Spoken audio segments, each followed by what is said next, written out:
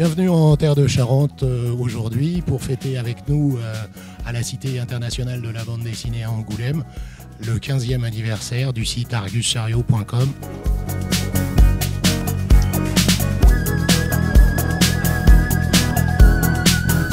Cette journée réunit environ 50 personnes qui sont utilisateurs du site Argus Chariot et professionnels du chariot d'occasion. Ce site, Argus Chariot, est co-administré par Evolis et DLR. Et nous profitons de cette journée pour faire le point sur l'actualité, aussi bien technique, réglementaire que économique. La plus grosse partie des personnes qui fréquentent notre site sont des professionnels du chariot. Ensuite, on a 36% d'utilisateurs et 15% de locotateurs, donc c'est vous. Dans un premier temps, nous allons faire un point sur la conjoncture, donc le marché de l'occasion, le marché neuf. Maintenant, on peut regarder aussi en Nouvelle-Aquitaine par département ce que ça donne. Et là, on voit que la répartition des commandes est vachement plus hétérogène en fait. Je suis intervenu sur le marché des chariots industriels en France, donc le marché du neuf, qui commence doucement à se replier. On a aussi vu quelques prévisions qui nous permettent de mieux appréhender l'avenir. Ensuite, nous regarderons la réforme des CACES qui prendra effet en 2020. C'est un sujet un peu compliqué.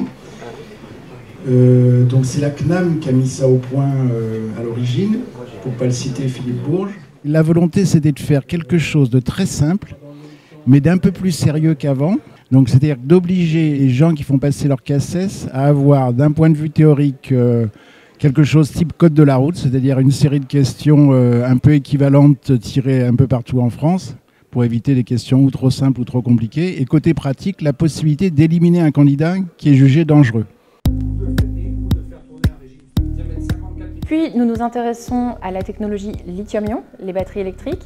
Cette présentation sera effectuée par Saft Battery, qui est l'entreprise régionale de l'étape et qui nous accueille demain pour une visite. Les batteries, donc les cellules phosphate de fer, sont faites ici à Nersac. Et c'est celle-ci que nous intégrons. Demain matin, les membres d'Evolis et Argus Chariot pourront visiter notre usine Saft à Nersac pour voir la fabrication des cellules lithium-ion, des batteries, et on pourra ainsi répondre à leurs interrogations sur cette nouvelle technologie pour les chariots élévateurs. Merci aussi à nos deux anciens, notre ancien président et toujours président d'honneur. Ce qu'on espère à l'issue de la journée, c'est que chacun déjà reparte avec le sourire, en ayant des impressions positives, c'est-à-dire avoir récolté un maximum d'informations sur les sujets professionnels, et puis aussi, je l'ai dit tout à l'heure, une meilleure connaissance de la batterie lithium-ion. Aujourd'hui, pour moi, c'était l'occasion de rencontrer tous les acteurs du milieu, donc très important. Et nous avons eu des présentations de grande qualité et un retour en arrière sur les 15 ans de l'Argus. On a pu découvrir davantage de choses au niveau des batteries lithium. Donc c'est très intéressant et on tient aussi à remercier la société Saft pour l'accueil.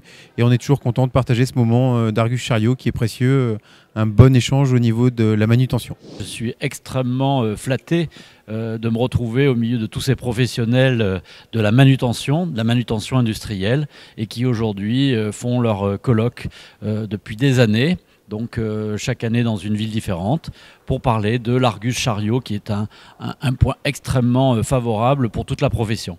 Voilà, j'en suis très fier et le DLR accompagne totalement cette initiative.